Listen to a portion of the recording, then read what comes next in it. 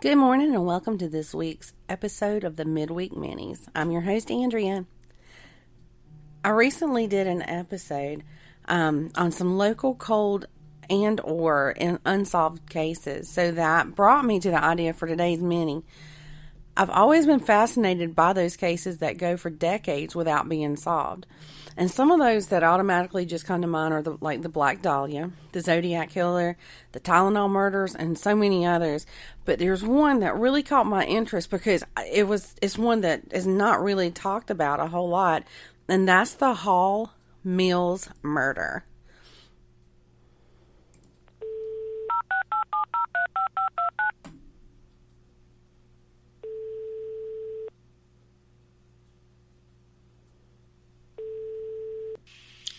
Triple M Studios proudly presents Midweek Minis, and here's your host, Andrea Lee.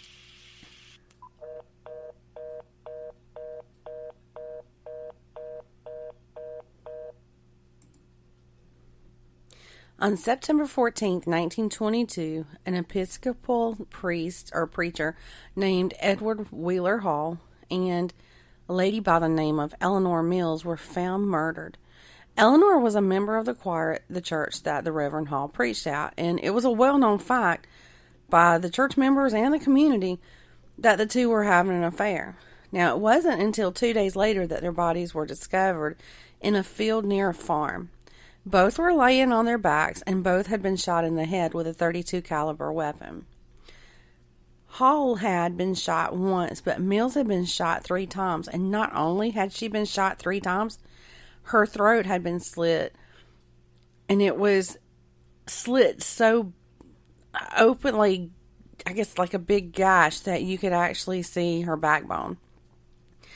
Hall's face had been covered with a hat, and one of his calling cards was laying on his body. And get this, torn up love letters were placed between the two of them.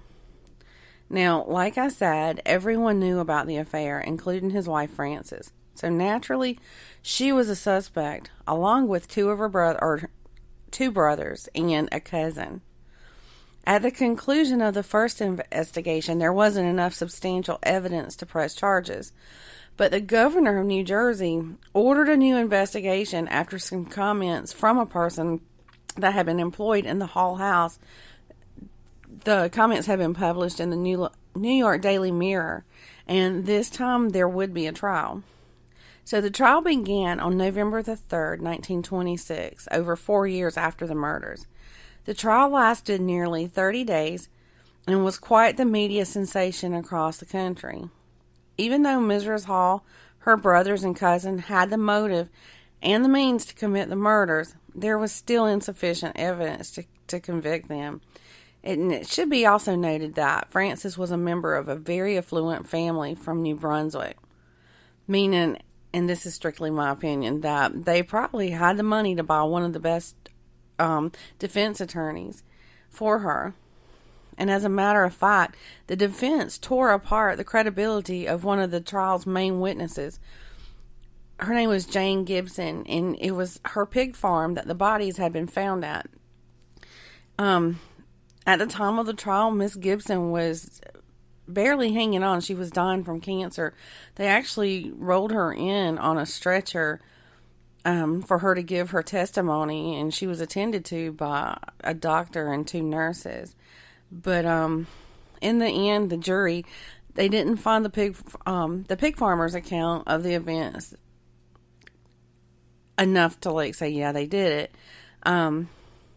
So Frances and her brothers were acquitted, and then turned around and sued the Mirror for $3 million. Now, the sad thing is no one else has ever been charged with the murders of Reverend Hall and Eleanor Mills.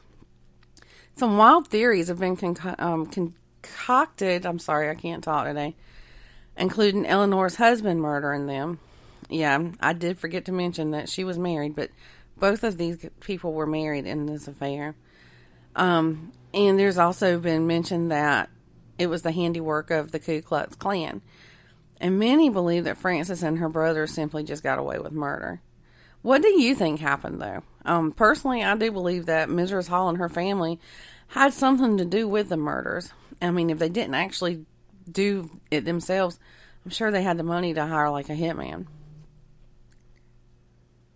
Now, like I said, and I always say in every one of these, this is strictly my opinion, but I'd be interested to hear what you guys have to say about it. You can always shoot us an email at 3mpodcast3@gmail.com, or you can hit us up on our Facebook page. It's facebook.com/3mpodcast. Well, that's all I have for today. We appreciate all the downloads, all the listens. Y'all have a good rest of your week.